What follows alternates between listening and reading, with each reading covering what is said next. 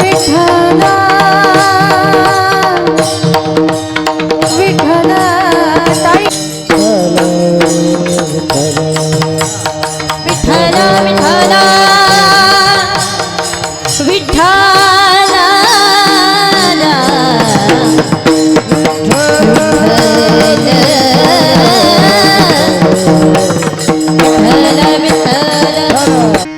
मुजळले भाग्याता उजळले भाग्याता अवघी चिंता वारली संत दर्शनी हा लाभ पद्मनाभ जोडला संपुष्ट हे हृदय पेटी करोनी पोटी साठवू संत दर्शनी हा लाभ पद्मनाभ जोडला तुका म्हणे होता ठेवा तुका म्हणे होता ठेवा तो या भावा सापडला संत दर्शनी हा लाभ पद्मनाभ जोडला महायोग पीठे तटे भीमरथा वरं पुंडलिकाय दातु मुनींद्र समागत दिष्टान्तमानन्दकान्दं परब्रह्मलिंगं भजे पांडुरंगम पांडुरंगा गुरु प्रथम नवाण दुसरे चरण संतांच्या त्यांच्या कृपादाने कथेचा विस्तार बाबाजी सद्गुरुदास तुकाज यांचे केली स्मरण होय सकल विद्याचे अधिकरण तेची वंदू श्री चरण श्री गुरुचे ते नमस्कार होणी आता ओम नमो ज्ञानेश्वरा करुणा करा दयाळा तुमचा अनुग्रह धनो पवन झालो चरण नमो ज्ञानेश्वरा करुणा करा दयाळा तुमचा अनुग्रह लाभला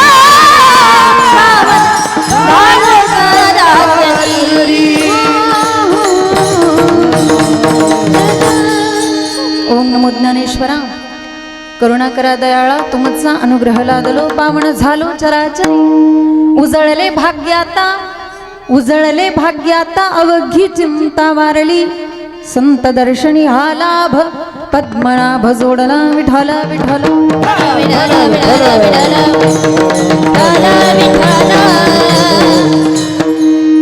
प्रस्तुत प्राप्त प्रसंगी प्राप्त स्थळी कीर्तन रूपी सेवेकरता घेतलेला अभंग वारकरी संप्रदायाच्या कलशस्थानी विराजमान असणारे जगद्गुरु जगद्वंदनीय श्रीमंत श्री तुकोबाराय यांचा सर्वांच्या परिचयाचा उत्कृष्ट असा आणि 4 चरणाचा अभंग सेवेसाठी विठ्ठल विठ्ठल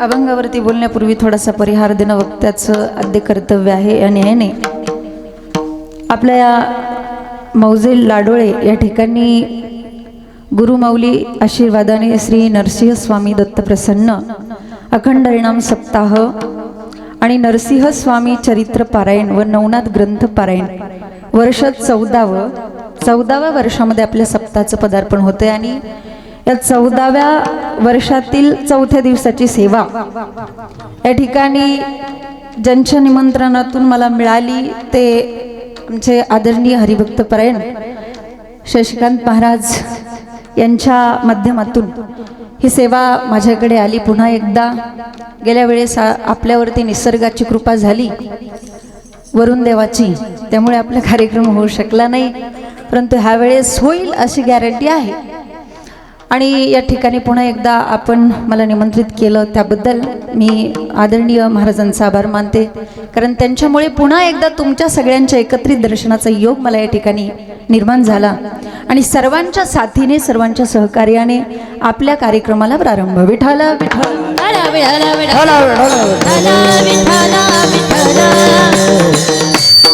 अभंगाचा अर्थ मी सगळ्यात पहिल्यांदा तुम्हाला सांगून जाईन या अभंगातून जगद्गुरु तुकोबाराय म्हणतात की माझं भाग्य उदयाला आलं आणि माझी संपूर्ण चिंताच नष्ट झाली कशामुळे कारण मला संताचं दर्शन झालं संत दर्शनी हा लाभ आणि मी काय केलं पद्मनाभ जोडला मी त्यांच्या श्री संताची या माथा चरणावरी साष्टांग हे करी दंडवत.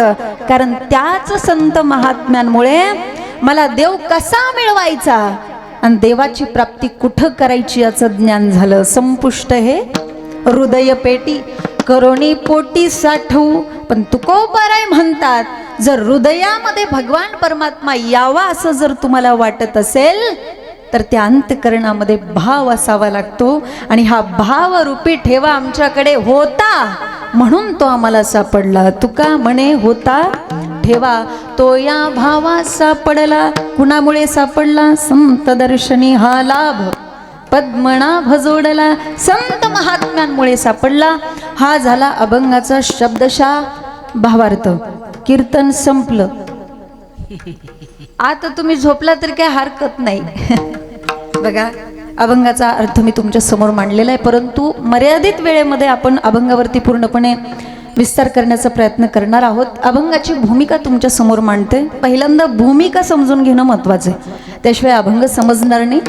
जगद्गुरु तुकोबाराय ज्या वेळेस ओतूर या ठिकाणी गेले आणि तिथं गेल्यानंतर ते एका तुळशी वृंदावनावरती झोपले. झोपल्यानंतर त्यांना स्वप्न पडलं. तेव्हा त्यांच्या स्वप्नामध्ये कोण आलं होतं? बाबाजी स्वप्नी येऊनी तुका आला, अनुग्रह दिला निज प्रीती. कोणता अनुग्रह दिला? बाबाजी आपुले सांगितले नाम मंत्र दिला रामकृष्ण हरी. आणि ज्या वेळेस जगद्गुरु तुकोबाराय स्वप्नातून जागे झाली आणि त्यांच्या लक्षात आलं की माझ्या स्वप्नामध्ये काही साधी सुधी व्यक्ती आलेली नव्हती, तर साक्षात संत महात्मे माझ्या स्वप्नामध्ये आले होते. ही गोष्ट ज्या वेळेस तुकोबारायांच्या लक्षात आली की मला संतांचा साक्षात्कार झाला, त्यावेळेस तुकोबारायांना एवढा आनंद झाला, एवढा आनंद झाला की त्या आनंदाच्या भरात तुकोबाराय म्हणतात, उजळले भाग्य आता अवघे चिंता मारली. बघा, संत महात्म्यांना जो आनंद होतो आणि आपल्याला जो आनंद होतो, जमीन आसमानाचा फरक आहे. आपल्याला टेम्पररी गोष्टीमध्ये आनंद असतो बरं का. आपल्याला जर का धन मिळालं की आपण म्हणतो आज माझं भाग्य उदयाला आलं. रस्त्यावरती एखादी नोट सापडू द्या, 100 रुपयाची असू दे किंवा 500 रुपयाची, माणसाला इतका आनंद होतो ना, आज मला 100 रुपये सापडले, आज मला 1000 रुपये सापडले. म्हणजे आपण कोणत्या गोष्टीमध्ये भाग्य समजतो. एके ठिकाणी अशी घटना झाली बरं. माणसाला लोभ किती असावा. एका रस्त्यावरती 500 रुपयाची नोट पडली होती, नवी कोरी, पटेल अशी. म्हणजे त्याच्याकडे बघितल्यानंतर माणूस ऊर्जित झाला पाहिजे ना. 5 जणांनी ती नोट बघितली पण कोणीच उचलली नाही हो. 5 जणांपैकी 1 जणाने सुद्धा ती नोट उचलली नाही. काय निस्पृहता म्हणावी लागेल आजच्या काळात सुद्धा. पण तिथून कोणी हल्लं पण नाही. कारण प्रत्येक जण हा विचार करतोय की बाकीचे 4 जण कधी जातील. कारण त्यांना माहितीये आपला जोडीदार हल्ला की आपण लगेच हल्ला करायचा, आपण सोडायचं नाही. विठाला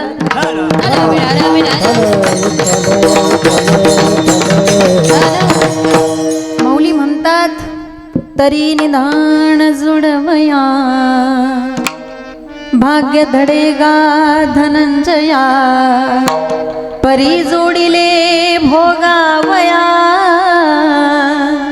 विपायी होय. मौली म्हणतात, जर समजा एखाद्याला घराचा पाया खोदत असताना द्रव्यांनी किंवा मोहरांनी भरलेला हंडा सापडला की तो म्हणतो आज माझं भाग्य उदयाला आलं. पण बघा, एखाद्याकडे भरपूर संपत्ती असते पण त्या संपत्तीला वारसदारच कोणी नसतो. देव सगळ्यांना परफेक्ट काही ठेवत नाही. एक ना एक गोष्ट तरी कमी असतेच. आणि जर समजा एखाद्याला त्या संपत्तीसाठी वारस म्हणजे मुलगा होत नसेल, बरं का, मुलगा होत नसेल, तो मुलगा होण्याकरता लोक किती प्रयत्न करतात. नवस काय करतात, दवाखाना काय करतात, आणि शेवटी कर्म धर्म संयोगाने जर त्याला मुलगा झाला की तो म्हणतो आज माझं भाग्य. पण मुलगा झाल्यावर लोक असं म्हणतात, शक्यतो मुलगी झाल्यावर असं कोण म्हणत नाही. म्हणजे आता जरा थोडा काळ बदललेला आहे, परंतु थोडंसं आधी आता सुद्धा काही लोक अशी आहेत, 10% लोक सोडली ना तर 90% लोकांना असं वाटतं की पहिला मुलगाच पाहिजे. बरं, पहिली मुलगी झाली तर ठीक, दुसरी पण जर मुलगीच झाली तरी याचा चेहरा फोटो काढायसारखाच दिसतो.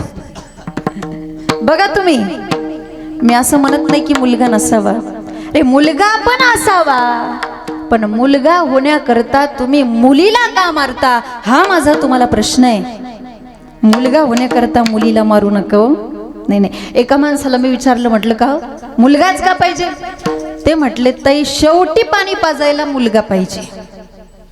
मी त्यांना म्हटलं तो तुम्हाला जिवंतपणीच पाणी पाजतो की नाही त्याचा विचार करा.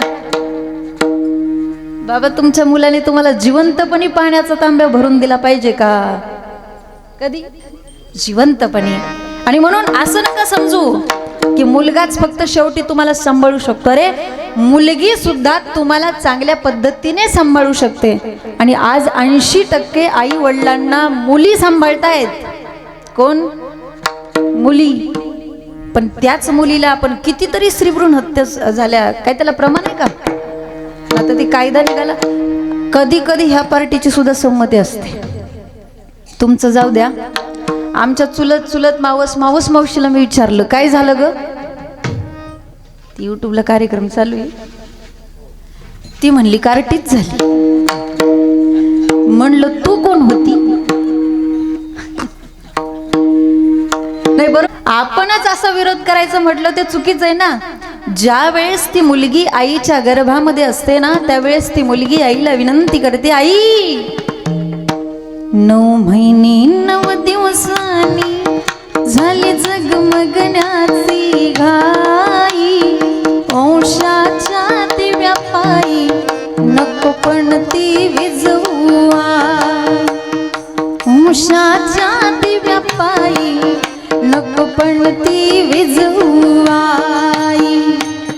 उद्या तुझ्या गर्भाची चाचणी होणार का, मुलगी आहे म्हणून सारे नाक मुरडतील ग. उद्या तुझ्या गर्भाची चाचणी होणार ग, मुलगी आहे म्हणून सारे नाक मुरडतील ग. माझ्या चिमुकल्या कानाला तुझी कुजबुज ऐकू येई, वंशाच्या दिव्या पायी नको पण ती विजवाई, वंशाच्या दिव्या पायी नको पण ती विजवाई. वा, महाराजांसाठी एकदा टाळ्या होऊन जाऊ द्या. छान. साथ चांगली असेल तर कीर्तन पण चांगलं होतं. महाराज मुलगी झाल्यावर असं म्हणायची गरज नाही. किती स्त्रीभ्रूण हत्या झाल्या, किती. आणि आज परिस्थिती अशी निर्माण झाली ना, अशा परिस्थितीमध्ये जर का समजा एखाद्याचं जमलंच की तो म्हणतो आज माझं भाग्य.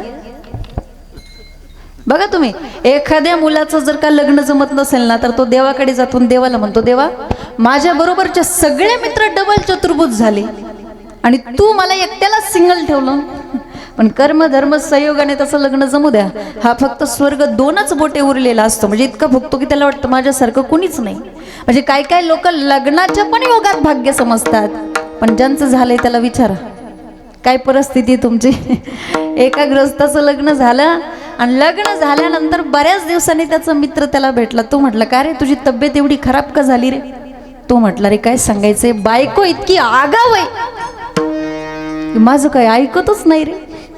त्याच्या मित्राने त्याला सांगितलं तू एक काम कर, म्हटले तू तिच्या उलट चालायचं म्हणजे तुझं सुलट होईल. सल्ला दिला चांगला, त्याने त्या पद्धतीने केलं. गुण तर आला, पण मनात तिचा इतका वैताग आला होता. एके दिवशी याच्या वडिलाचं श्राद्ध होतं आणि तो तिला म्हटलं हे बघ उद्या माझ्या वडिलाचं श्राद्ध आहे, पण आपल्याला ते करायचं नाही. ती म्हटली का म्हणून करायचं नाही, मी करणार. आता हिला उलटच चालायची सवय होती आणि सगळं याच्या मनासारखं होत होतं. ती म्हटली मी करणार. आता मग मस्तपैकी तिने ब्राह्मण काकांना बोलवलं, त्यांच्यासाठी स्वयंपाक केला, पूजा झाली, ब्राह्मण काका जेवून गेले. आणि मग त्यानंतर हा आला आणि तिला म्हटला का ग हे पिंड वगैरे जे काय आहे ते उकिरड्यावरती टाकू का? ती म्हटली नदी नाही का? तो म्हटला आहे पण तू जाऊ नको. ती म्हटली मीच जाणार. ही पुढं हातीच्या पाठीमागं, अगं नको जाऊ, नदीला पाणी भरपूर आहे, तुला पोहता येत नाही, बुडशील. नाही नाही मीच जाणार. ही पुढं हातीच्या पाठीमागं, अगं नको जाऊ पुढं, पाणी नाही, जाणार, अगं बुडशील, बुडणार, मरशील, मरणार. कायमची कटकटच गेली. कर्कशे संगती दुःख उदंड फजिती. महाराज सांगतात आमच्या इकडे का गृहस्थाची पत्नी त्याच्याकडून इतकं काम करून घेते, आता कीर्तनामध्ये नाही सांगत बरं का, पण इतकं काम करून घ्यायची ती घ्यायची, शेवटी त्याला नदीवरती आंघोळी लावायची बाबा, ते पण जायचं. एके दिवशी ही म्हटली अहो आजच्या दिवस तुम्ही काही नदीवरती आंघोळीला जाऊ नका, आजच्या दिवस तुम्ही घरीच थांबा. मग तिने काय केलं, याच्यासाठी गरम पाणी केलं आणि त्याला साबण लावून आंघोळ घातली. हे मनात विचार करायचा आज हिला नेमकं झालंय तरी काय. साबण लावून त्याला आंघोळ घातली. आंघोळ झाल्यानंतर त्याच्यासाठी पुरणपोळ्याचा स्वयंपाक केला. स्वयंपाक झाला. स्वयंपाक झाल्यानंतर त्याला बसायला पाट टाकला, ताट वाढून ठेवलं, ताटाच्या शेजारी रांगोळी काढली, म्हटली बसा पाटाव. हा तर थराथराच कापायचा, याला वाटलं आज काय सुळाव देती का काय काय माहित. ते बसलं पाटाव, पण शेजारचे सगळे लोक हा प्रकार बघत होते. मग शेजारचे एका मावशीने तिला विचारलं, म्हटले का ग रोज तू तुझ्या नवऱ्याकडून इतकं काम करून घेते आणि आज याची एवढी सेवा का चालली. ती म्हटली अहो आज पोळा आहे ना, बैल पोळा. मग आजच्या दिवस बैलाला विश्रांती नको का.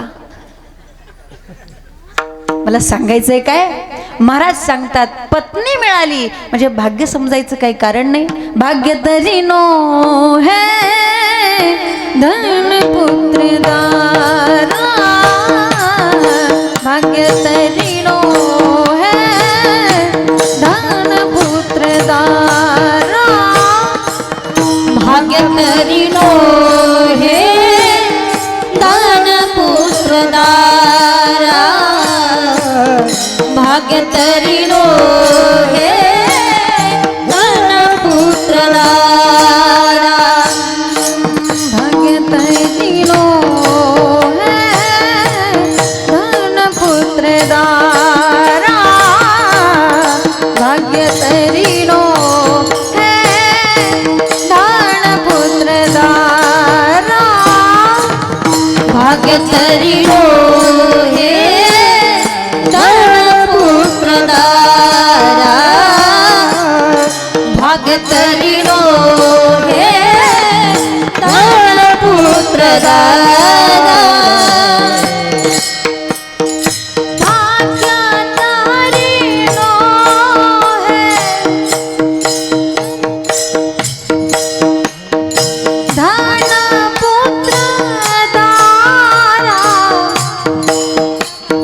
दारा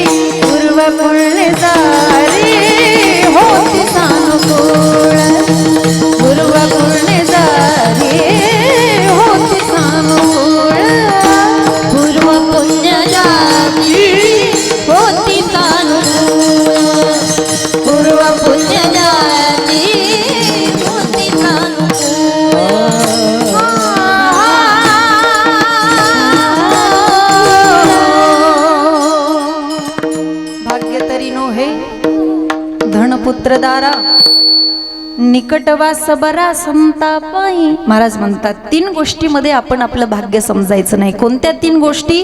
धन, पुत्र आणि दारा. दारा म्हणजे पत्नी, बायको. या तीन गोष्टीमध्ये आपण आपलं भाग्य समजायचं नाही. पहिली गोष्ट आहे धन. तू म्हणाल की ताई या 3 गोष्टी असल्याशिवाय तर आमचा प्रपंच होतोय का? प्रपंचामध्ये पहिल्यांदा मध्ये पैसा लागतो, धन लागतं. तुमचा प्रपंच सोडा, पण परमार्थ सुद्धा आजकाल पैशाशिवाय होत. थोडासा वजनात परमार्थ करायचा जरी झाला, सप्ताह ठेवायचा जरी झाला तरी महाराज काय लागतंय? धन लागतं, आहे की नाही? मग धन हे चांगलं आहे का वाईट आहे? धन चांगलं आहे का वाईट आहे? चांगलंच आहे ना, चांगलंच आहे. बरं, त्याच्याशिवाय काय होतच नाही ना. फक्त ते एवढं पण कमी नसावं आणि जास्त पण नसावं, ते मापात असावं. आणि जर ते जास्त असेल तर त्याचा वापर आपल्याला व्यवस्थित करता आला पाहिजे. महाराज म्हणतात, जोडून या धन उत्तम व्यवहारे, उदास विचारे वेज करी. पैसा हा वाईट आहे असं आपल्याला म्हणता येणार नाही. आपण आपल्या मुलांना एवढं शिकवतो, नोकरीला लावतो, कशासाठी बाबा? पैशासाठी, आहे की नाही? शेतकरी शेती करतो कशासाठी? पैशासाठी. व्यापारी व्यापार करतो कशासाठी? वकील वकिली करतो कशासाठी? कीर्तनकार पैशासाठीच. कारण पैसा मी सांगितलं मगाशी चांगला आहे, तो वाईट नाही.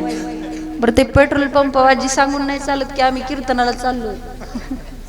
म्हणजे पैशाशिवाय काय होत नाही. पैसा हा चांगलाच आहे, तो वाईट नाही. दुसरी गोष्ट, पुत्र, मुलगा चांगला आहे का? मुलगा जर तो तुमचं ऐकत असेल तर तो चांगला आहे, जर आज्ञाधारी असेल तर तो चांगलाच आहे. तिसरी गोष्ट, दारा. दारा म्हणजे पत्नी. पत्नी चांगली आहे का इकडं विचारते मी. इथं आलेली असो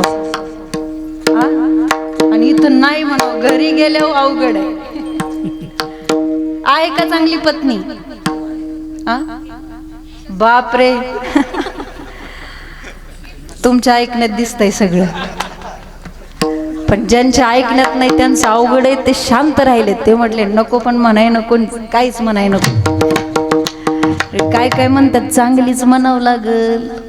तर घरी गेल्यावर खायची वांदी होती ना. बरं, सगळं चांगलंच आहे, पण महाराज म्हणतात या गोष्टीमध्ये भाग्य समजायचं नाही. कारण ह्या गोष्टी भाग्य समजण्यासारख्या नाहीत. कारण येरती माईक दुःखाची जनती, नाही आधी अंती अवसान. मग भाग्य कोणत्या गोष्टीमध्ये समजायचं आणि भाग्यवंत म्हणायचं कोणाला? महाराज म्हणतात, भाग्यवंत म्हणवतया शरण गेले पंढरी राया. जो पांडुरंगाला शरण जातो तो कोण आहे? भाग्यवान आहे. भाग्यवंत कोणाला म्हणायचं? आपलं चाललंय, ज्याला ह्या संसारामध्ये जन्म भेटला तो पण कोण आहे? भाग्यवानच आहे. तुकोबाराय म्हणतात, तुका म्हणे भाग्य या नावे म्हणजे संसारी जन्मी जे याच लागी. अरे, संसार करण्याच्या निमित्ताने का होईना परंतु परमार्थ करता येतो आपल्याला, जन्माचं सार्थक करता येतं. तुका म्हणे जन्मा आल्याचे आपल्याला संसारामध्ये जन्म मिळाला, अरे आपण भाग्यवान आहोत. कारण ज्या वेळेस भगवान परमात्म्याने ही सृष्टी निर्माण केली ना, एक एक केली भूचरे, एक एक केली खेचरे, एक एक केली जलचरे, चरे चरे ती एक. काही भूचर केले, काही खेचर केले, तर काही जलचर केले. भूचर म्हणजे भूमीवरती चालणारी, खेचर म्हणजे आकाशात उडणारी, जलचर म्हणजे पाण्यात राहणारी. बघा कशी सृष्टी भगवंताने निर्माण केली. ऐका, सर्पादी योनीच्या ठाई मी पायची केले नाही, एक एक केली बहुपाई.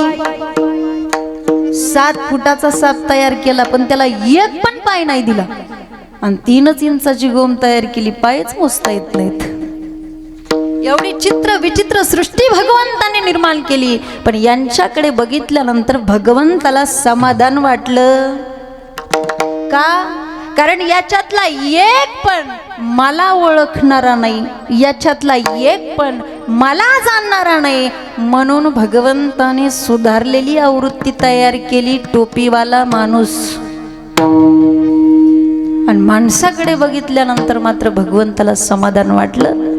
औट हात का मानव देह अल्लाह ने तुझ दिया, औट हात का मानव देह अल्लाह ने तुझ दिया,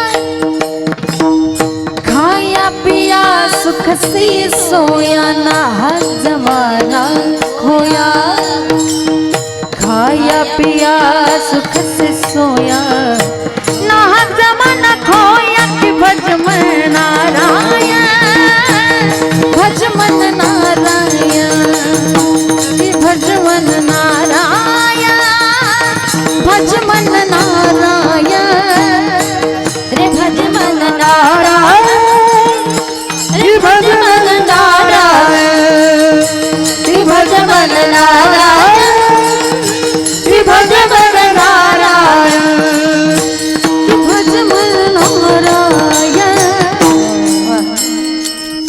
भगवंताचा देह भगवान परमात्म्याने आपल्याला दिला, फक्त देहच नाही दिले इंद्रिय हात पाय कान डोळे मुख बोलाया वचन जेणे तू जोडसी नारायण नास जीवपण भाव रोग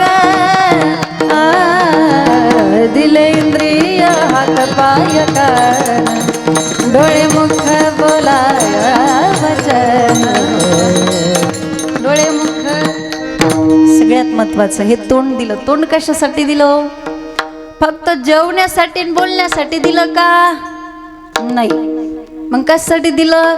बरं, ज्या तोंडात कधी देवाचं नावच येत नाही त्याला तोंड म्हणायचंच कसं? नामाविना मुख सर्पाचे ते बीळ, आहे की नाही? हा बरं, ज्याच्या तोंडामध्ये भगवंताचं नाव येतं त्यालाच तोंड म्हणता येऊ शकतं ना. बरं, तोंड असेल तरच देवाचं नाव घेतील ना. ज्याला तोंडच नाही, काय नाही, ते कशाला देवाचं नाव घेतील? आहे की नाही? अहो साधी सोपी गोष्ट आहे. ज्या माणसाला डोकं आहे तोच माणूस डोक्यावरती टोपी घालेल ना. तुमचं नाही बरं का सांगत, खाली बसलेलं टाळकऱ्यांचं सांगते. टाळकऱ्यांचा नेम आहे डोक्यावरती टोपी घातली पाहिजे. म्हणजे ज्याला डोकं आहे तोच डोक्यावरती टोपी घालेल ना. ज्या स्त्रीला डोकं आहे, आता नका घेऊ. काय झालं माहिती का? आमच्या माता भगिनींनी काय केलं माहिती का? इथं कीर्तनाला यायला लागल्यापासून डोक्यावरती पदर घ्यायचंच बंद केलंय हो. कुठं यायला लागल्यापासून? इथं कारण त्यांनी इथंच ऐकलंय, डोईचा पदार आला खांद्यावरी, डोईचा पदार आला खांद्यावरी, भरल्या बाजारी जाईन मी, भरल्या बाजारी जाईन मी, डोईचा पदार आला खांद्यावरी, डोईचा पदार आला खांद्यावरी. कुठं? खांद्यावर. खांद्यावर तरी राहू द्या, आहे की नाही? डोक्यावरती पदर घेतला पाहिजे. मी तुम्हाला एक वाक्य सांगेल. ज्या स्त्रीला असतो पतीचा आदर, काय? ज्या स्त्रीला असतो आपल्या पतीचा आदर त्याच स्त्रीच्या डोक्यावरती असतो पदर, आणि तीच खरी इंडियन मदर. म्हणून डोक्यावरती पदर घेतला पाहिजे. भगवान परमात्म्याने आपल्याला हा देह दिला पण तो कळाला पाहिजे. देह मिळाला पण तो कळाला पाहिजे. मला असं वाटतं ज्यांना देह कळाला ते इथं टाळी घेऊन उभे आहेत. कारण भाग्यवान कोणाला म्हणायचं? धन्य जगी तोची एक हरिरंगी नाचे, धन्य जगी तोची एक हरिरंगी नाचे, धन्य जगी तोची एक हरिरंगी नाचे, धन्य जगी तोची एक हरिरंगी नाचे. राम कृष्ण वासुदेव सदा स्मरे वाचे, राम कृष्ण वासुदेव सदा नाम वाचे, राम कृष्ण वासुदेव सदा स्मरे वाचे, ओ सदा स्मरे वाचे. धन्य जगी तोची एक हरिरंगी नाचे, धन्य जगी तोची एक हरिरंगी नाचे, धन्य जगी तोची एक हरिरंगी नाचे, धन्य जगी तोची एक हरिरंगी नाचे.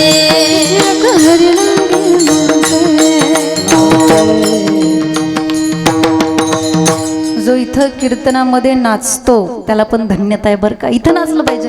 आमच्या कीर्तनामध्ये लोक नाचतच नाही. तो नामदेव महाराजांच्या कीर्तनामध्ये देव नाचायचे. किती नाचायचे? नाचता नाचता देवाचा गळ्याला पितांबर. आमच्या कीर्तनामध्ये माणसं नाचत नाहीत, उलट झोपतात. ऐक एका माणसाला मी विचारलं, म्हटलं का हो? अहो म्हटलं नामदेव महाराजांच्या कीर्तनामध्ये देव नाचायचे, तुम्ही का आमच्या कीर्तनात नाचत नाही? तो माणूस इतका आगाऊ होता.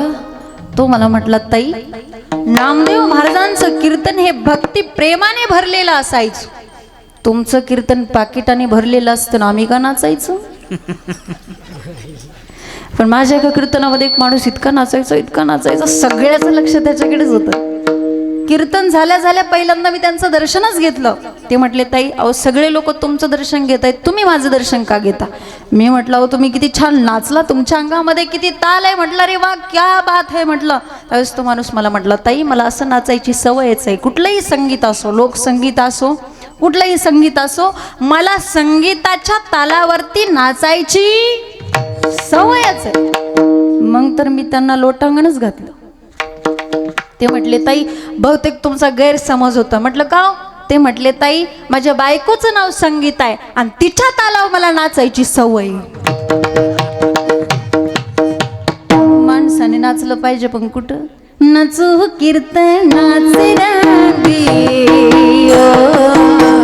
नाचू कीर्तनाचे रांगी, नाचू कीर्तनाचे रंगी, हो नाचू कीर्तनाचे रंगी, नाचू कीर्तनाचे रांगी, नाचू कीर्तनाचे, नाचू कीर्तनाचे रंगी, नाचू कीर्तनाचे रंगी, नाचू कीर्तनाचे रंगी, ज्ञानदीपा लावू जगी, नाचू कीर्तनाचे रंगी, ज्ञानदीपा लावू जगी, नाचू कीर्तनाचे रंगी, नाचू कीर्तनाचे रंगी, नाचू कीर्तनाचे रंगी, नाचू कीर्तनाचे, नाचू कीर्तनाचे रंगी, नाचू कीर्तनाचे रंगी, हो नाचू कीर्तनाचे रंगी, हो नाचू कीर्तनाचे रंगी.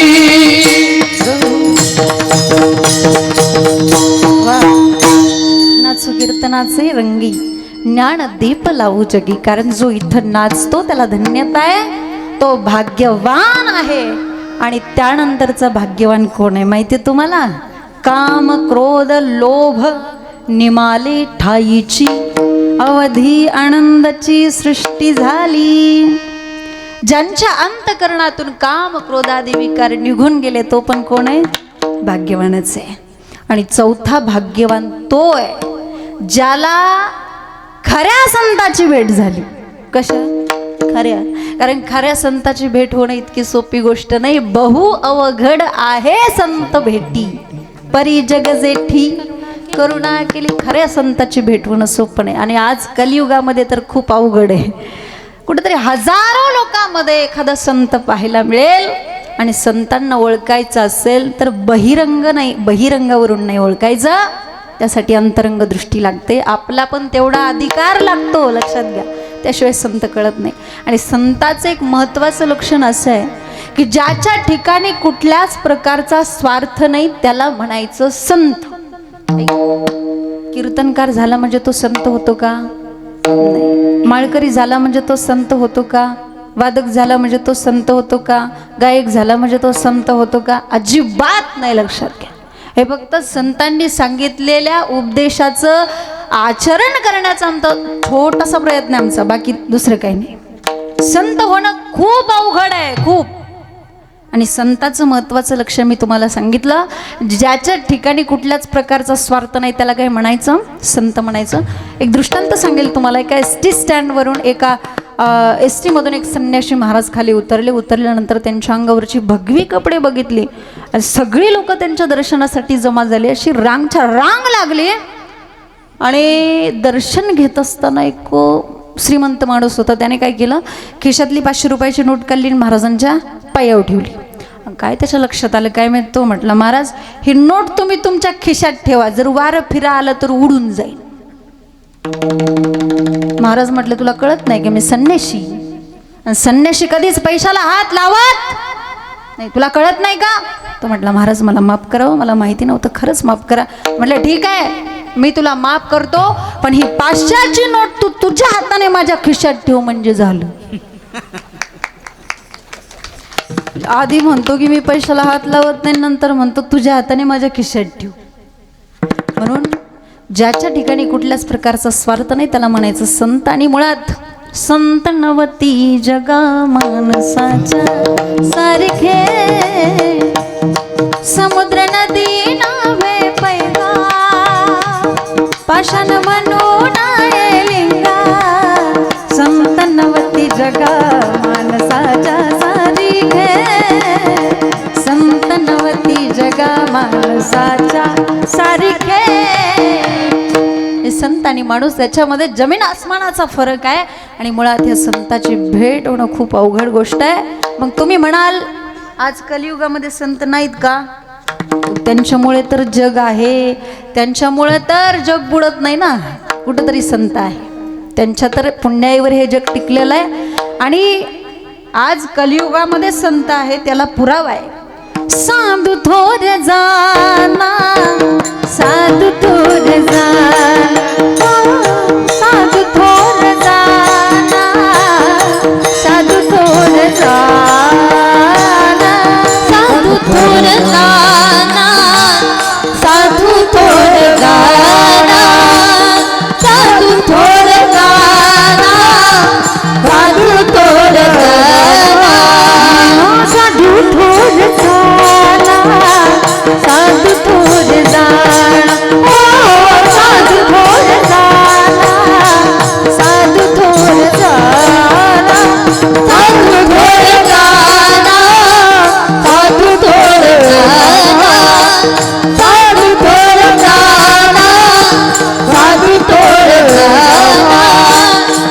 साधू थोर जाना, साधू थोर जाना, साधू थोर जाना कलियुगे. साधू थोर जाना, साधू थोर जाना, साधू थोर जाना कलियुगे. साधू थोर जाना, साधू थोर जाना कलियुगे. साधू थोर जाना, साधू थोर जाना, ओ हो साधू थोर जाना, साधू थोर जाना, साधू थोर जाना, साधू थोर जाना, साधू थोर जाना, साधू थोर जाना.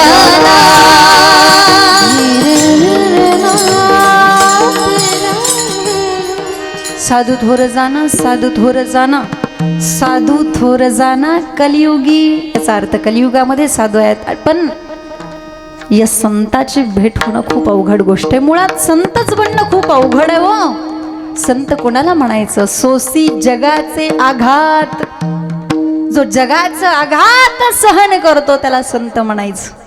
संतत्व अंगी येणं इतकं सोपं नाही महाराज. जगाचा आघात सहन करावे लागतात. आमच्या तुकोबारायांच्या जीवनातला एक प्रसंग मी तुम्हाला सांगेल. तुकोबारायांच्या 14 टाळकऱ्यांपैकी 4 टाळकरी हे लोहगावचे होते. आणि त्यातला शिवबा कासार नावाचा एक तुकोबारायांचा टाळकरी होता. जिथं तुकोबारायांचं कीर्तन असायचं तिथं तो जायचा. बरेच दिवस झालं, पण बायकोची विचारायची ताकद नव्हती, तुम्ही जाता कुठं? हा पूर्वीचा काळ आहे बरं का. आता उंबऱ्याच्या बाहेर पाऊल ठेवण्याच्या अगोदरच बायकोला विचारावं लागतं जाऊ का, कुठं जायचं हा पुढचा प्रश्न बरं का. म्हणून सांगितलं पूर्वीचा काळ होता. पण एके दिवशी विचारलं शिवकासरांच्या पत्नीने, अहो तुम्ही जाता कुठं? जाण्याबद्दल वाद नाही, पण चिंता वाटते, काळजी वाटते. शिवकासर भोळे होते. शिवकासरांनी सांगितलं मी तुकोबारायांच्या कीर्तनासाठी जातो. तेव्हा शिवकासरांची पत्नी म्हटली ज्याला नीट संसार करता आला नाही त्याच्या कीर्तनाला तुम्ही जाता? काय म्हटले? ज्याला नीट संसार करता आला नाही त्याच्या कीर्तनाला तुम्ही जाता, असं म्हटल्या बरोबर शुभका सरांनी तिच्या कानाखाली लावली. पुन्हा असं म्हणायचं नाही. तो त्या बाईने विचार केला, ज्या माझ्या नवऱ्याने मला कधी एका शब्दानेही दुखावलं नाही त्याने आज मला मारलं. याला कारणीभूत केवळ आणि केवळ कोण आहेत? तुकोबार आहेत. यांना धडा शिकवलाच पाहिजे. 2 महिने काहीच बोलली नाही, शांत राहिली. पण 2 महिन्यानंतर ती शुभका सरांना म्हटल्या, तुकोबारायांचं कीर्तन असलं की तुम्ही कुठेही बाहेर जाऊ शकता, पण आम्ही बाया माणसांनी कुठं जायचं बाहेर? मग तुम्ही एक काम करा ना, आपल्याच लोहगावमध्ये तुकोबारायांचं कीर्तन घ्या ना, आपण त्यांना घरी बोलू. संत महात्मे आपल्या घरी स्नान करण्यासाठी आले आणि त्यांना स्नानासाठी उठणं नसावं. शुभका सर उठणं आणण्यासाठी बाहेर गेले तेव्हा तेवढ्यात या बाईने ते चुलीवरचं उकळलेलं पाणी माझ्या तुकोबारांच्या अंगावरती ओतलं. माझ्या तुकोबारांच्या अंगाची लाही लाही झाली. जळ माझी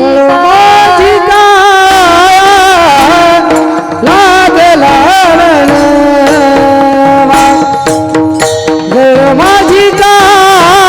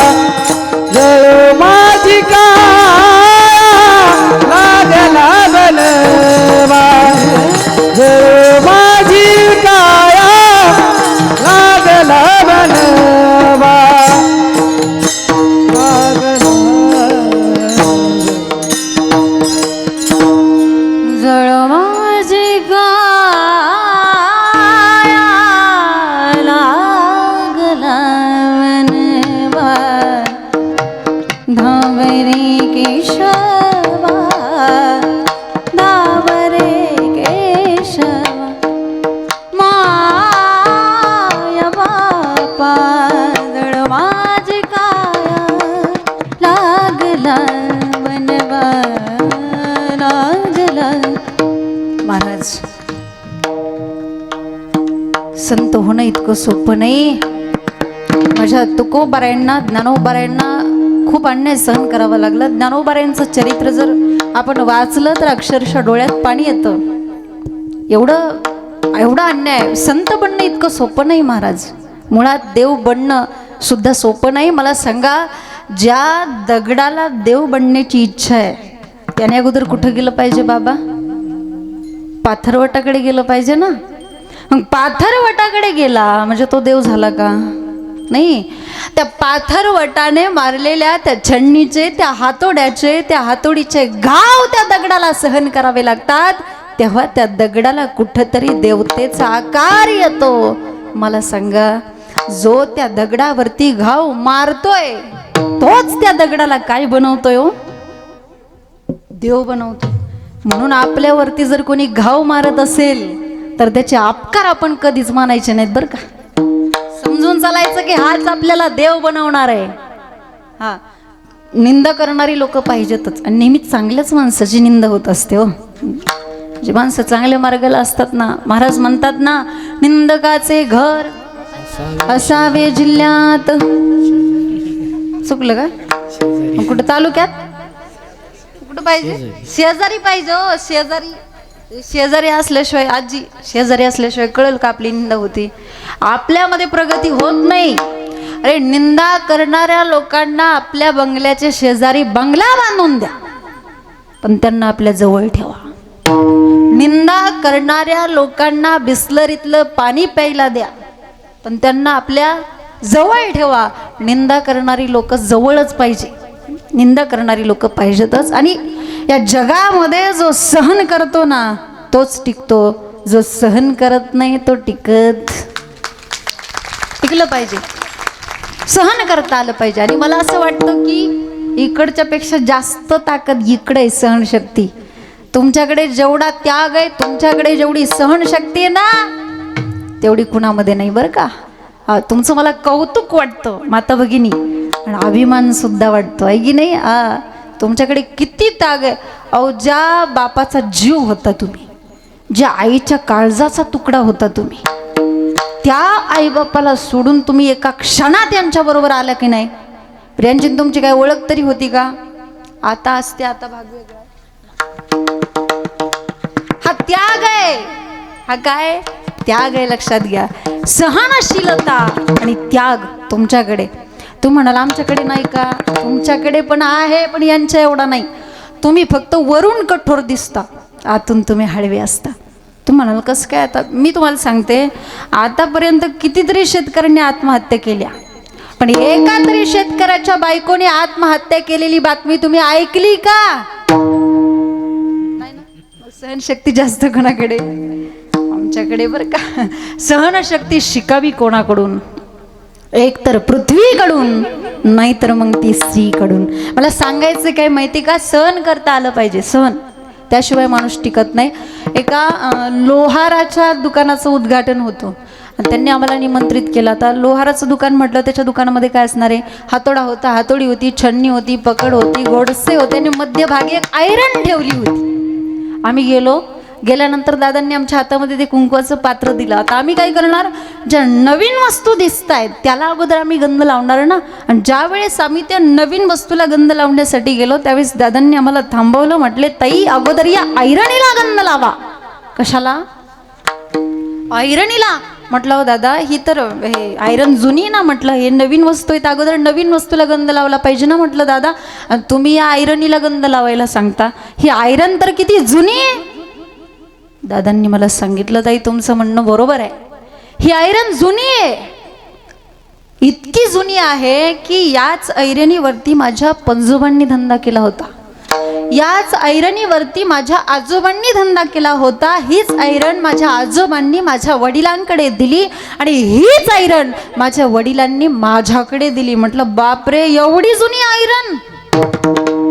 मी पुन्हा प्रश्न विचारलं, म्हटलं दादा आयरन जुनी आहे तर मग हातोडा का नवीन आहे दादा? हातोडी का नवीन आहे? छन्नी का नवीन आहे? पकड का नवीन आहे? दादांनी मला सांगितलं, ताई हातोडा तुटला, हातोडी तुटली, छन्नी तुटली आणि म्हणून त्यांना नवीन आणावं लागलं. मी पुन्हा प्रश्न विचारला, म्हटलं दादा हातोडा का तुटला? हातोडी का तुटली? छन्नी का तुटली? आणि आयरणच का टिकली? त्यावेळेस दादांनी जे उत्तर दिलं ते खूप मजेशीर आणि मार्मिक उत्तर होतं. दादांनी मला सांगितलं, ताई हातोडा, हातोडी, छन्नी, पकड हे घाव मारणार आहेत म्हणून तुटले, आणि आयरन ही घाव सहन करणारी आहे म्हणून टिकली. कोण टिकला? म्हणून सहन करता आलं पाहिजे. जो सहन करतो ना तोच टिकतो. सहन करता आलं पाहिजे. ऐरणीच्या देवा तुला थिंगी थिंगी वाहू दे, आभाळागत माया तुझी आम्हावरी राहू दे, आभाळागत माया तुझी आम्हावरी राहू दे. सुख थोडं दुःख भारी दुनिया ही भली बुरी, सुख थोडं दुःख भारी दुनिया ही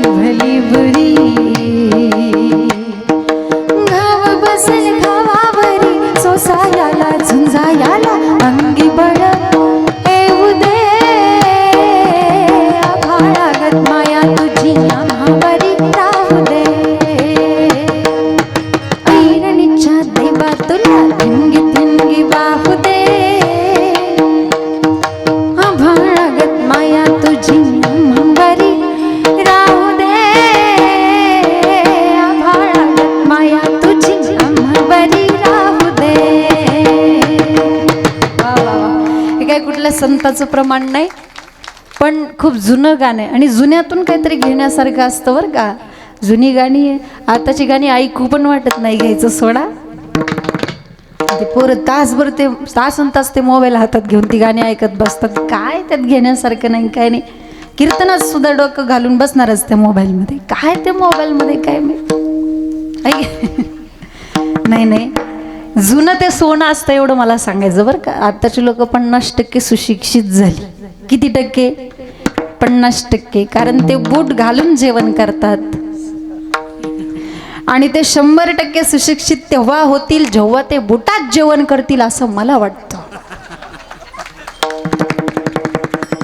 खूप जुनं गाणं हे. ओल्ड इज गोल्ड आहे की नाही.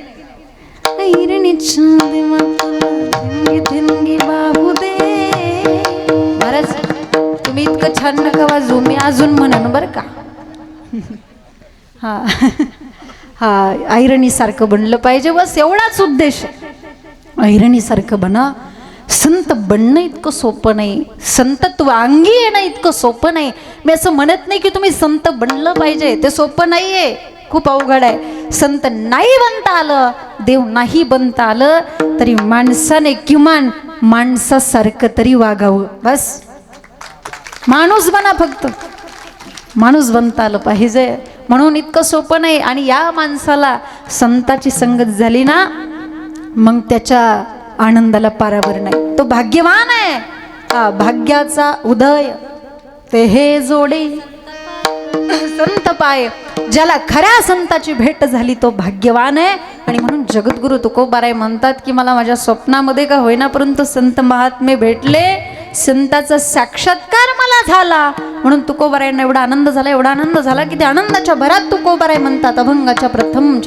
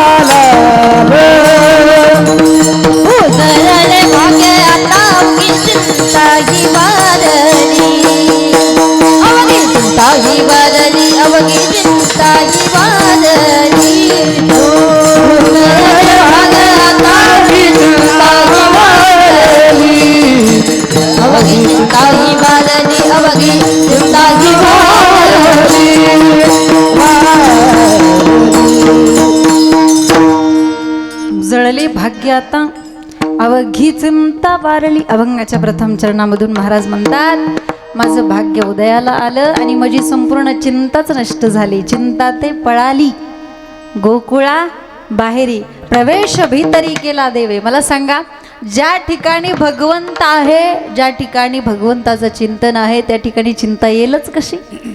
भगवंताचं चिंतन करा, चिंता पळून जाईल. भगवंताच्या चिंतनापासून दूर जा, चिंता जवळ आल्याशिवाय राहणार नाही. आता इथं तुम्ही कीर्तनामध्ये आहात बरोबर, भगवंताचं नामस्मरण चालू आहे. कोणाच्या डोक्यामध्ये काय चिंता आहे का? काय विचार, काय टेन्शन? अजिबात नाही. फक्त तेवढं आपलं मन त्या भगवंताला देता आलं पाहिजे बरं का. त्याशिवाय तो आनंद आपल्याला घेता येत नाही कीर्तनाचा. तेवढं त्याच्या भक्तीमध्ये रममान होता आलं पाहिजे. भगवान श्रीकृष्ण गोकुळामध्ये बासरी वाजवायचे, पण तो बासरीचा आवाज गोकुळातल्या सगळ्याच गोप गवळणींना जात होता का? नाही नाही. मग कोणाला जायचा? तर ज्या गवळणी त्याच्यावरती खरं प्रेम करायच्या, फक्त त्यांनाच तो आवाज जायचा. हा, तेवढं देता आलं पाहिजे आपलं मन त्या भगवंताला. मैं तो सुध बुध खोई तेरे प्यार में, मैं तो सुध बुध खोई तेरे प्यार में, सब कुछ भूल गई तेरे संसार में, सब कुछ भूल गई तेरे संसार में, ज्योत जला दे प्रीत लगा दे, ज्योत जला दे प्रीत लगा दे, गले से लगा ले मुरली वाले, ओ बंसी वाले, मुरली वाले, ओ बंसी वाले, मुरली वाले, ओ बंसी वाले, मुरली वाले, ओ बंसी वाले। मैं तो राधा हो गए बदनाम रे, मैं तो राधा हो गई बदनाम रे, हरि भजना बिना नहीं कोई काम रे, हरि भजना बिना नहीं कोई काम रे, दास नारायण हो गया पावन, दास नारायण हो गया पावन, शरणों में ले ले मुरली वाले, ओ बंसी वाले, मुरली वाले, ओ बंसी वाले, हो मुरली वाले, ओ बंसी वाले, मुरली वाले, ओ बंसी वाले, बंसी वाले। एवढं रममान होता आलं पाहिजे त्या भगवंताच्या भक्तीमध्ये, चिंता राहणारच नाही. पण आपल्या जीवनामध्ये चिंता दुःख का आहे याचं कारण असं आहे की अपेक्षा वाढत राहतात. आशा ही परमम दुःखम, आशा ही परमम, आशा ही दुःखाला जन्म देणारी. माणसाची अपेक्षा संपतच नाही हो. महाभारत असं बोलतं की पृथ्वीवरच्या एका माणसाला पृथ्वीवरची सगळी संपत्ती जरी गोळा करून दिली तरी त्याचं समाधान होणार नाही. तरी त्याला असं वाटेल आता स्वर्गामध्ये गेलं पाहिजे, स्वर्गामध्ये गेलं की वाटेल आता स्वर्गाचा राजा झालं पाहिजे, स्वर्गाचा राजा झालं की वाटेल आता ब्रह्मलोकामध्ये गेलं पाहिजे, ब्रह्मलोकामध्ये गेलं की वाटेल आता ब्रह्मदेव झालं पाहिजे, ब्रह्मदेव झालं की वाटेल 4 तोंडाचं झालं पाहिजे, 4 तोंडाचं झालं की वाटेल 10 तोंडाचं झालं पाहिजे, 10 तोंडाचं झालं की वाटेल 12 तोंडाचं झालं पाहिजे, 12 तोंडाचं झालं की वाटेल हे काय रात्रभर संपायचं नाही. नगरसेवक जरी असं वाटतं नगराध्यक्ष व्हावं, नगराध्यक्ष झालं की वाटतं आमदार व्हावं, आमदार झालं की वाटतं खासदार व्हावं, खासदार झालं की वाटतं मुख्यमंत्री व्हावं, मुख्यमंत्री झालं की वाटतं पंतप्रधान व्हावं, पंतप्रधान झालं की वाटतं राष्ट्रपती व्हावं. पण राष्ट्रपती जरी झाला तरी त्याचं समाधान होत. विश्वास नसेल तर तुम्ही त्यांना जाऊन विचारा. आमच्याकडे गृहस्थ खासदार झाले, चांगल्या मताने निवडून आले आणि त्यांचं स्वागत करण्यासाठी एक महाराज आले बरं का. महाराजांचा त्यांचा परिचय होता. महाराज आले, म्हटले अभिनंदन साहेब तुम्ही खासदार झाला.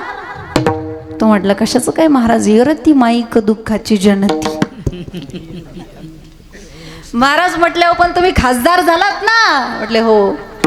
मंत्रिमंडळामध्ये गेलात ना. म्हटले हो. मग तरी पण तुमचा चेहरा असा पडलेला का.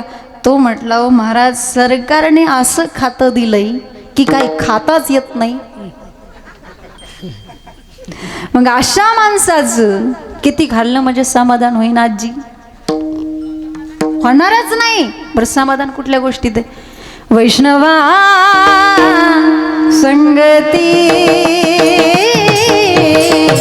सुख वाटे जीवा, वैष्णवा संगती सुख वाटे जीवा, वैष्णवा संगती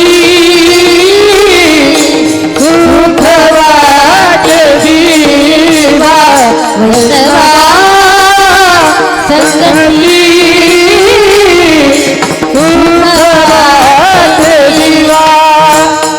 आणि कमी देवा काही ने, आणि कमी देवा काही ने, आणि कमी देवा काही ने,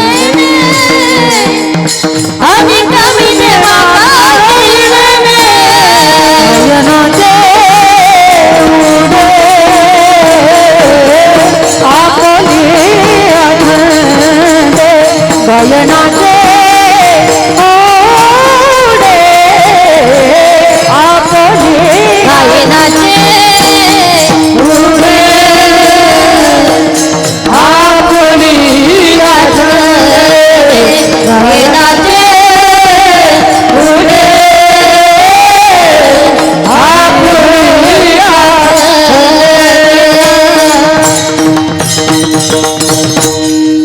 समाधान आणि सुख फक्त संताच्या संगतीमध्ये, वैष्णवांच्या संगतीमध्ये, म्हणजे इथं आहे बरं का, कीर्तनामध्ये आहे. तर हे समाधान चिरकाल असं टिकणारं समाधान आहे. आणि समाधान हा शब्द फक्त परमार्थामध्ये शोभतो, तो प्रपंचामध्ये शोभत नाही. म्हणून संत संगतीचे काय संग सुख, आता अशी बरीच प्रमाणं आहेत, भरपूर प्रमाणं आहेत, परंतु खरं समाधान संताच्या संगतीमध्ये. आणि संताचं दर्शन झालं तर मग विचारूच नका. जीवनामध्ये सगळे लाभ प्राप्त होतात संत दर्शनाने. एकदा नारद मुनींनी भगवान विष्णूला विचारलं, देवा संत दर्शन झाल्यानंतर काय लाभ होतो? तेव्हा भगवान विष्णूने सांगितलं, तुम्ही हा प्रश्न एका गटरीतल्या किड्याला जाऊन विचारा. कोणाला?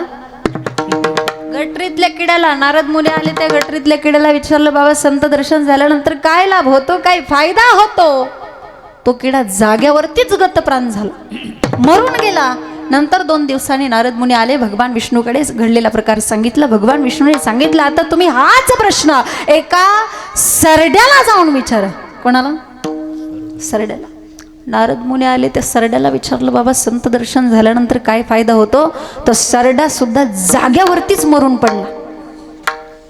नंतर 2 दिवसांनी नारद मुनी भगवान विष्णूकडे आले, घडलेला प्रकार सांगितला. भगवान विष्णूने सांगितलं, आता तुम्ही जा आणि हाच प्रश्न एका पोपटाच्या पिल्लाला जाऊन विचारा. कोणाला? पोपटाच्या. बोलत जा ना, मी काय तुमच्या केस करते का बोलल्यावर? बोला ना. कोणाला? पोपटाच्या पिल्लाला. नारद मुनी आले, ते पोपटाच्या पिल्लाला विचारलं, बाबा संत दर्शन झाल्यानंतर काय फायदा होतो? पण ते सुद्धा मरून गेलं. नंतर 2 दिवसांनी भगवान विष्णूने सांगितलं, आता हाच प्रश्न तुम्ही एका गायीच्या वासराला जाऊन विचारा. कोणाला? गायीच्या वासराला. लक्षात ठेवा बरं का. नारद मुनी आले, त्या गायीच्या वासराला विचारणार तेवढ्यात तर ते मरून खाली पडलं. नंतर 2 दिवसांनी भगवान विष्णूने नारद मुनींना सांगितलं, आता तुम्ही हाच प्रश्न एका राजवाड्यामध्ये एका राजपुत्राने नुकताच जन्म घेतलाय त्याला जाऊन विचारा. नारद मुनी म्हटले, देवा मी काय तुला मूर्ख वाटतो का? कारण आतापर्यंत हाच प्रश्न तुम्ही ज्यांना विचारायला लावला त्यांची काय अवस्था झाली, आणि हा जर का राजाचा मुलगा मेला तर माझी काय दशा होईल? राजा मला फासाव नाही का द्यायचा? भगवान विष्णूने सांगितलं, तुम्ही निर्धास्त जा, तुम्हाला तुमच्या प्रश्नाचं उत्तर मिळेल, घाबरू नका. नारद मुनी घाबरत घाबरत आले राजाच्या घरी. राजाच्या घरी आल्यानंतर राजाला आनंद झाला. साधू संत येते घरा, त्यांचं स्वागत केलं, पूजा केली, बसायला आसन दिलं. आणि नारद मुनी हळूच त्या पळण्याजवळ आले आणि त्या नुकताच जन्म घेतलेल्या बालकाला विचारलं, बाळ संत दर्शन झाल्यानंतर काय लाभ होतो? तेव्हा ते नुकतंच जन्म घेतलेलं बालक बोलायला लागलं, ब्रह्ऋषी तुम्हाला पहिल्यांदा इथं कुणी पाठवलं त्यांना घेऊन या. नारद मुनींना आश्चर्य वाटलं आणि आनंद पण झाला. नारद मुनी भगवान विष्णूकडे आले, त्यांना घेऊन त्या ठिकाणी आले. आता मला सांगा, राजाला किती आनंद झाला असेल. जगाचा बाप, ब्रह्मांड नायक आपल्या घरी न बोलवता. आणि मग ते बालक बोलायला लागलं, ऋषी मी पहिल्यांदा एका गटरीतला किडा होतो, तुमचं दर्शन झालं म्हणून मी सरडा झालो. नंतर तुमचं दर्शन झालं मी पोपट झालो. नंतर तुमचं दर्शन झालं मला उच्च पदवी मिळाली, मी वासरू झालो. आणि नंतर तुमचं दर्शन झालं मला अति उच्च पदवी मिळाली, मी मानव झालो. माझं एका मानव देहामध्ये पदार्पण झालं, माझं जन्म मरण संपलं, मी कृतार्थ झालो. हा काय आहे? हा लाभ आहे कशाचा? अभंगाच्या दुसऱ्या चरणात. संत दर्शनी, संत दर्शनी, संत दर्शनी हा लाभ, संत दर्शनी हा लाभ, संत दर्शनी, संत दर्शनी, संत दर्शनी हा लाभ, संत दर्शनी हा लाभ. ओ संत दर्शनी, संत दर्शनी, संत दर्शनी हा लाभ, संत दर्शनी हा लाभ. संत दर्शनी, संत दर्शनी, संत दर्शनी हा लाभ, संत दर्शनी हा लाभ. हो पद्मनाभ जोडीला, पद्मनाभ जोडीला, पद्मनाभ जोडीला, पद्मनाभ जोडीला, पद्मनाभ जोडीला, पद्मनाभ जोडीला, पद्मनाभ हा जोडीला, पद्मनाभ हा जोडीला. संत दर्शनी, संत दर्शनी, संत दर्शनी हा लाभ, संत दर्शनी हा लाभ. दर्शनी, संत दर्शनी, संत दर्शनी हा लाभ, संत दर्शनी हा लाभ. हो संत दर्शनी हा लाभ, पद्मनाभ जोडीला, पद्मनाभ जोडीला, जोडीला, पद्मनाभ जोडीला, संत दर्शनी हा लाभ, पद्मनाभ हा जोडला, पद्मनाभ हा जोडला, पद्मनाभ हा जोडला, जोडीला. जोडला, जोडला. अभंगाच्या द्वितीय चरणामधून महाराज सांगतात, संत दर्शनी हा लाभ, पद्मनाभ जोडला. संत दर्शनाचा सगळ्यात मोठा लाभ म्हणजे भगवंताची प्राप्ती, हरिप्राप्तीशी उपाय धरावे संताचे ते पाय. प्रत्येकाच्या हृदयामध्ये भगवंत आहे अंशरूपाने, फक्त त्याला प्राप्त करून घ्यायचंय. सर्वाघटी रामदे हा देही एक. कसं प्राप्त करून घ्यायचं? जसं की दुधातून तूप काढतो आपण. आजी, दुधात तूप असतं का? असतं का? बरं ते दिसतं का? मग बरं ते काढावं लागतं. मग ते कसं काढायचं? मला माहित नाही, सांगा ना. काय कसं करायचं? त्याला इरजावं लागतं, परत त्याला घुसळावं लागतं. मग त्यातून काय निघतं? लोणी निघतं. मग लोण्यातून काय निघतं? तूप निघतं आहे की नाही, बरोबर की नाही. तसं देवाला मिळवायचं असेल तर मंथुनी नवनीता तैसे गे. देवाला मिळवायचं म्हणजे त्याचं चिंतन करावं लागतं, तेव्हा तर तुम्हाला अंतःकरणातून प्राप्त होत असतो. कुठं शोधायची गरज नाही, आपल्याच हृदयामध्ये फक्त त्याला प्राप्त करून घ्यायचे. हो, देवाला हृदयामध्ये ठेवता येतं. हा, आतापर्यंत ठेवलेलं आहे. जसं की सावता महाराजांनी साठविला हरी, जसे की माझ्या हनुमंतरायांनी श्रीराम जानकी बैठे हैं मेरे सीने में, श्रीराम जानकी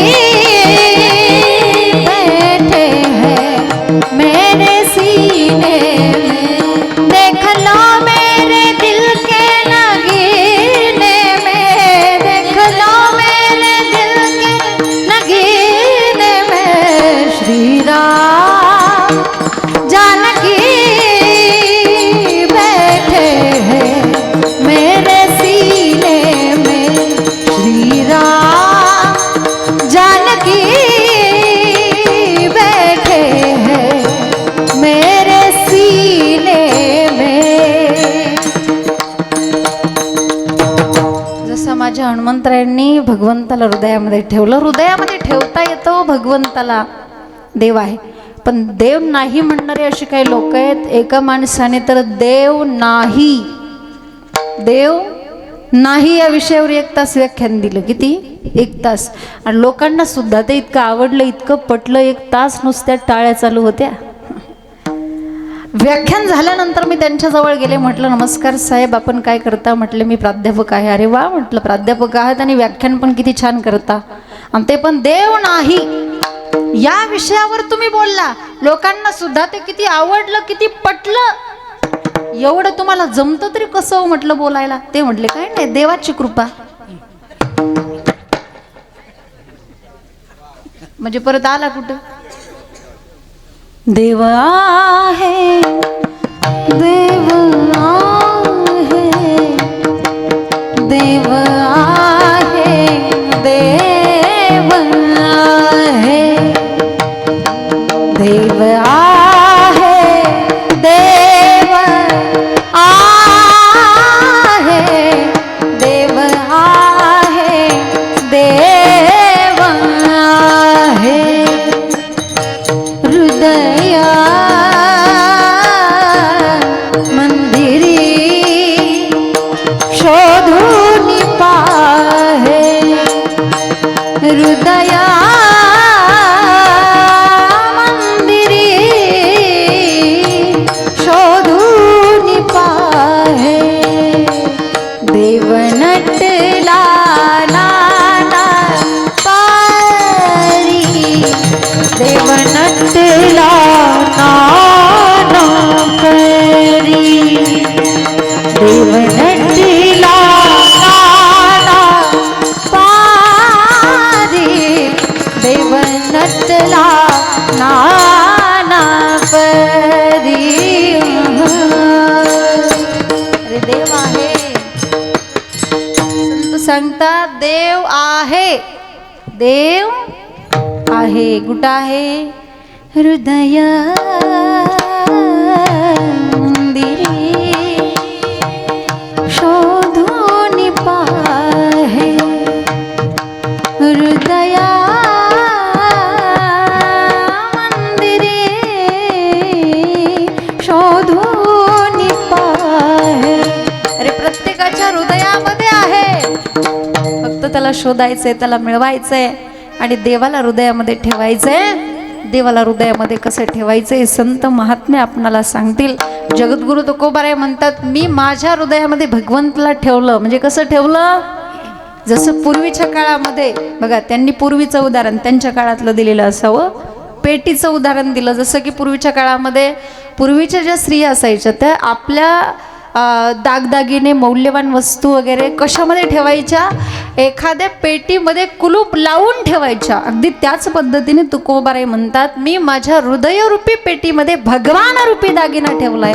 संपुष्ट हे हृदय पेटी करोनी पोटी साठवू, कुणामुळे तो सापडला, कुणामुळे तो ठेवता आला? संत दर्शनी हा लाभ.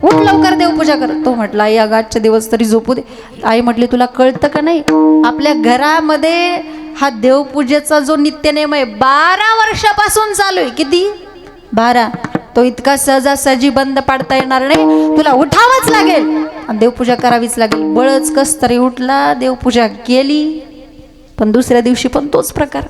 आता मात्र त्याला इतका वैताग आला, त्याने काय केलं, सगळे देव घेतले, एका उपरण्यामध्ये बांधले, एक बकेट घेतली, विहिरीवरती गेला, सगळ्या देवांना बकेटमध्ये टाकलं आणि ती विहीर पाण्यात बुडवली. त्या ठिकाणी विहिरीत बुडवल्यानंतर त्या बकेटमधले जे काही देव होते तसे पाण्यावरती तरंगायला लागले. गंमत अशी झाली, त्याने बकेट बाहेर काढली, पाहतो तर बकेटमध्ये फक्त 3च देव. तो म्हटला अरे मला वाटलं देवांना पोहता येत असेल. ते 3च देव घेऊन घरी आला, देवघरामध्ये ठेवले. ठेवल्यानंतर आईने विचारलं बाळू देवाला गंध लावला का? तो म्हटला आई आता देवाला 10 दिवस गंध लावता येणार नाही. आई म्हटली काय झालं रे? तो म्हटला अगं त्यांना सुतक पडलं ना. आई इतकी रागवली, इतकी चिडली. आई चिडली, रागवली, त्यामुळे तो सासरवाडीला निघून गेला. निघून गेल्यानंतर सासूबाई म्हटल्या बाई जावई बापू बरं झालं तुम्ही आला. तो म्हटलं का हो मामी? अहो काय सांगायचंय, परवाच तुमचे वडील आले आणि तुमच्या सासऱ्याला घेऊन गेले, तेव्हा इथली देवपूजा कराय कोणीच नव्हतं, बरं झालं तुम्ही आला. अवघडच कंडिशन झालं म्हटलं आता काय. तो म्हटलं मामी मला देवपूजेसाठी खूप बारी बारी वस्तू लागतात. ती म्हटली काय पण माग, पण देवपूजा कर. देवघरामध्ये मस्तपैकी अत्तर वगैरे शिंपलं फुलं आणून ठेवली. जावई बापू देवपूजेसाठी बसले. तेवढ्याच शेजारी बाई त्या ठिकाणी आली. म्हटली बाई तुमच्या घरामध्ये एवढी छान देवपूजा कोण करते हो? सासूबाई म्हटल्या ग बसाव, ते आमच्या जावई बापू. बाई एवढी छान देवपूजा करतात, लगेच माझी पण देवपूजा त्यांच्याकडूनच उरकून घेते. आता मात्र ह्याला बसलेल्या जागेवर थंडी ताप सुरू झाला. ते तिथून तसंच उठलं. शेजारीबाईने विचारलं काय जावई बापू कधी आला? तो म्हटलं तुम्हाला काय करायचे? ती म्हटली आमची देवपूजा करायची. काय करायची? बळच कस तरी गेला, त्यांची पण देवपूजा केली ना. आता मात्र विचार केला ही देवपूजा करण्यापेक्षा मेलेलं बरं. सकाळी लवकर उठला 4 वाजताच आणि जवळच्या शेतामध्ये एक विहीर होती, त्या विहिरीमध्ये उडी टाकण्यासाठी गेला. पण विहिरीत उडी टाकणार तेवढ्यात त्या विहिरीच्या मालकाने पाहिलं 4 वाजता लाईट आली होती, दारी धरण्यासाठी तिथं आले होते. त्यांनी पाहिलं ते म्हटले ओ पाहुणं तुम्ही कुठून आलाय आणि माझ्याच विहिरीत का जीव देता? अहो तुम्हाला जर लयच कामाचा कंटाळा आला असेल तर माझ्या घरी राहा. 3 वेळचं काही खायचं ते खा, अजिबात काहीच काम करू नका, फक्त देवपूजा करा. आता अशा लोकांनी किती जरी वेळा देवपूजा केली तरी त्या देवपूजेचं फळ त्यांना मिळणार आहे का? नाही मिळणार. आणि म्हणून अंतःकरणामध्ये भाव ठेवून देवाची भक्ती करा, देवाची पूजा करा. तुकोबाराय म्हणतात हा भावरूपी ठेवा आमच्याकडे होता म्हणून तो आम्हाला सापडला. अभंगाच्या शेवटच्या चरणी तू का म्हणे होता ठेवा, तू का म्हणे होता ठेवा, तू का म्हणे होता ठेवा, तू का म्हणे होता ठेवा, तू का म्हणे होता ठेवा, तू का म्हणे होता ठेवा, तू का म्हणे होता ठेवा, तू का म्हणे होता ठेवा. तुया भावा सापडला, तुया भावा सापडला, संत दर्शनी आला, संत दर्शनी आला.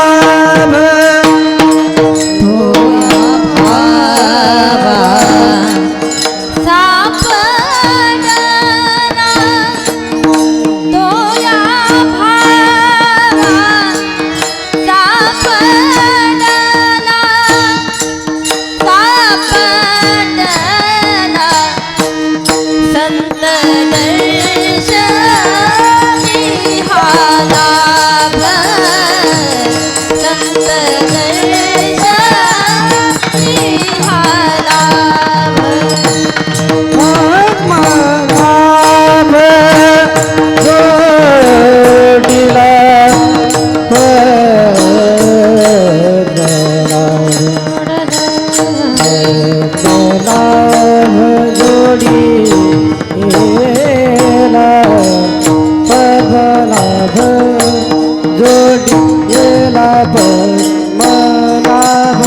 जोडीला पद्मनाभ जोडीला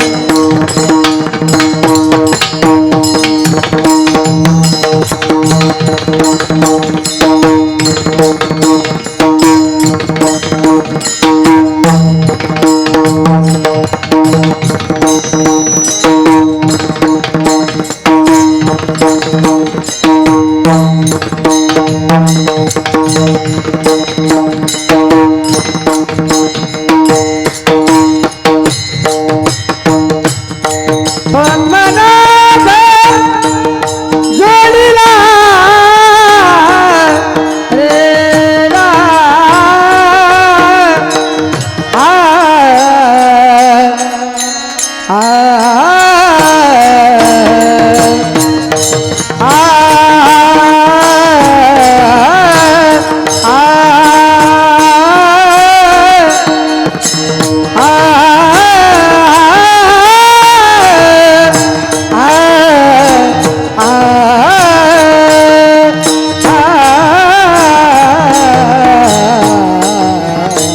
पद्मनाभ जोडीला पद्मनाभ जोडीला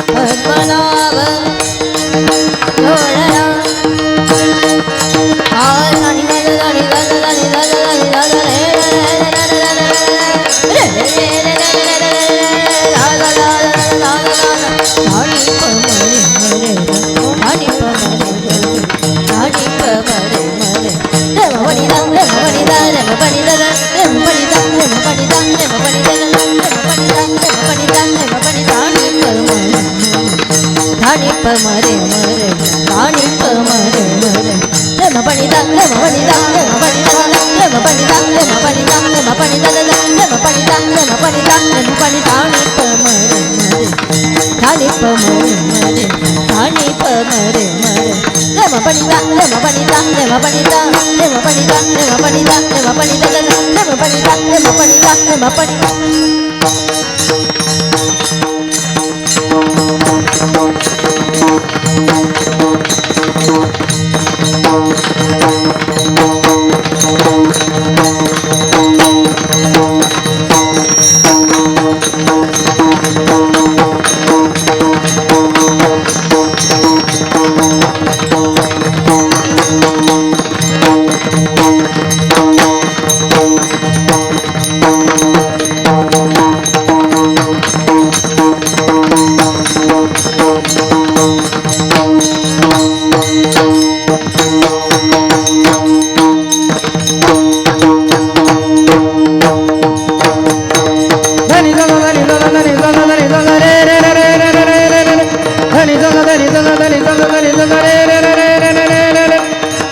द ग ग म म प प ध रे ग ग नि नि द द ग ग म म ध रे ग ग नि नि द द ग ग म म प प ध रे ग प ध नि सा ग प ध नि सा ग प ध नि सा ग प ध नि सा ग प ध नि सा ग प ध नि सा ग प ध नि सा ग प ध नि सा ग प ध नि सा सा ग म नि नि द द आ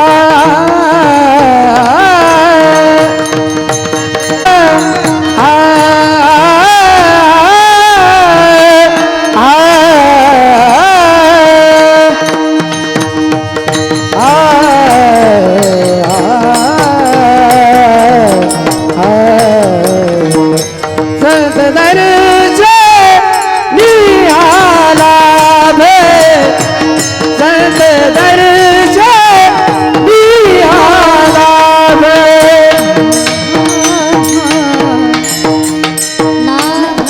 ज्ञानेश्वर माऊली नारायण माऊली ज्ञानेश्वर माऊली नागराज माऊली ज्ञानेश्वर माऊली नारायण माऊली तुकाराम ज्ञानेश्वर माऊली तुकाराम तुकाराम तुकाराम तुकाराम तुकाराम तुकाराम तुकाराम तुकाराम तुकाराम तुकाराम तुकाराम तुकाराम तुकाराम तुकाराम तुकाराम तुकाराम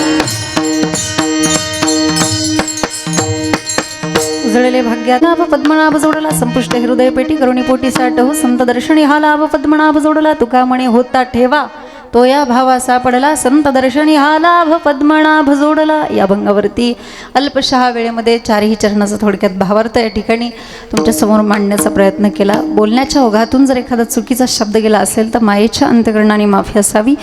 बोलिले लेकुरे वेडे वाकुडे उत्तरे करा क्षमा अपराध महाराज तुम्ही सिद्ध.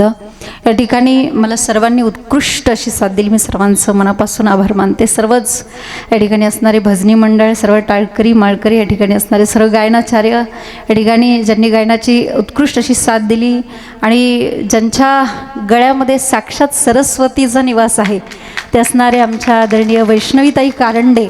पुन्हा एकदा भेटीचा योग आला, साथीचा योग आला. या ठिकाणी तुमचंही मनापासून आभार मानते. तसेच या ठिकाणी ज्यांनी गायनाची साथ केली हरिभक्त पारायण, त्याच बरोबरीने आणि त्याच तोडीने आदरणीय आकाश महाराज सुंदर अशी साथ केली, त्यांचंही या ठिकाणी मी आभार मानते. तसेच हरिभक्त पारायण आदरणीय गणेश महाराज खूप सुंदर अशी साथ केली, आपण सुद्धा तुमचंही मनापासून आभार मानते. आणि ज्यांनी मृदंगाची सुंदर आणि गोड अशी साथ या ठिकाणी मला आज कीर्तनासाठी केलेली आहे ते दोन्हीही मृदंगाचार्य हरिभक्तपरायण आदरणीय जांबुवंत महाराज असतील, तसेच हरिभक्तपरायण आदरणीय अमर महाराज. खूप सुंदर अशी साथ आपण केली. यांच्यासाठी एकदा जोरात टाळ्या होऊन जाऊ द्या सर्वांसाठी. अगदी थाप टाकली तरी नाद ब्रह्म काय असतो ते यांच्याकडून ऐकावा. खूप सुंदर. आणि असं वाटतं रोज अशीच साथ पाहिजे, पण रोज लाडू मिळत नाही, कधीतरी चटणी पण खावा लागते. या ठिकाणी सर्वांनी सुंदर साथ दिली. आणि या ठिकाणी मला ज्यांनी निमंत्रित केलं ही सर्व सप्ताह कमिटी असेल, तसेच आमच्या आदरणीय हरिभक्तपरायण शशिकांत बाबा असतील यांच्या माध्यमातून, तसेच त्यांचे सर्व सहकारी असतील, सर्व संयोजक नियोजक सर्वच या ठिकाणचे. कारण हा खेळ नव्हे एकल्याचा, हा एकट्याचा खेळ नाही आहे. एवढं सगळं जमवणं, सगळं मेळ घालणं आणि एवढे मोठ्या मोठ्या कीर्तनकार, आणि तेही तुम्ही नियोजन केलं. सगळी महिलांची कीर्तनं आहेत अगदी सुरुवातीपासून ते शेवटपर्यंत. खऱ्या अर्थाने सर्व संयोजकासाठी एकदा टाळ्या होऊ द्या. आणि खऱ्या अर्थाने आपण या ठिकाणी पुन्हा एकदा संधी आपण दिली. तुमचं सर्वांचं या ठिकाणी आभार मानते. आणि एक आपण 2 मिनिटाचं एक निवेदन असे आपल्यासाठी. आपल्या इंदापूर तालुक्यामध्ये अकोले एक छोटंसं गाव आहे आणि त्या गावामध्ये आपली वारकरी शिक्षण संस्था आहे. या संस्थेमध्ये 5वी पासून पुढं 10वी पर्यंतची मुलं आणि मुली दोन्ही शिक्षण घेत आहेत. मुला मुलींसाठी दोन्हींची राहण्याची सुविधा आपण त्या ठिकाणी सेपरेट केलेली आहे. त्यांना त्या ठिकाणी शालेय शिक्षणाबरोबर आध्यात्मिक शिक्षणाची संधी मिळते. गायन वादन कीर्तन प्रवचन हे सगळं आपण त्यांना शिक्षण देतोय. जर कोणाला आपल्या मुलांना पाठवण्याची इच्छा असेल तर तुम्ही या संस्थेमध्ये मुलांना पाठवू शकता. पुन्हा एकदा सर्वांचा आभार. आणि या ठिकाणी उपस्थित असलेले सर्व आमचे श्रोतृवर्ग, सर्व माझ्या माता भगिनी बहुसंख्येने आपण उपस्थित आहात, तुमचं या ठिकाणी मी आभार मानते. सर्व पुरुष मंडळी सर्वांचं या ठिकाणी आभार. तुमच्यामुळे कार्यक्रमाला शोभा आली आणि तुमच्यामुळेच खरी कार्यक्रमाची शोभा वाढत असते. जेवढी लोकसंख्या, तुमची संख्या जास्त तेवढा कार्यक्रम चांगला होत असतो. आणि सगळ्यात महत्त्वाचं आपला कार्यक्रम ज्यांच्यावरती डिपेंड होता ते सुंदर अशी माईक सिस्टीम तर सगळ्याकडेच असते पण कसं लावायचं, कुठं गेन द्यायचा, कुठं इको द्यायचा, हे सगळं नॉलेज आपल्याकडे आहे. खूप छान पद्धतीने आपण ऑपरेटिंग केलं. तुमचंही या ठिकाणी मी मनापासून आभार मानते. आणि शूटिंगवाले असतील, कुठला चॅनल आपला, नामाचा गजरवा, या ठिकाणी त्यांचंही आभार मानते, सर्वांचा आभार मानते. आणि झालेली सेवा तुम्हा सगळ्यांच्या चरणावरती समर्पित करते. चोपदार राहिले, चोपदार, दोन्ही चोपदार या ठिकाणी आहेत, विनेकरी आहेत. सर्वांचा आभार आणि झालेली सेवा तुमच्या सगळ्यांच्या चरणावरती समर्पित करते. आणि याच ठिकाणी मी माझ्या वाणीला पूर्णविराम देते. विठ्ठल जय जय विठ्ठल.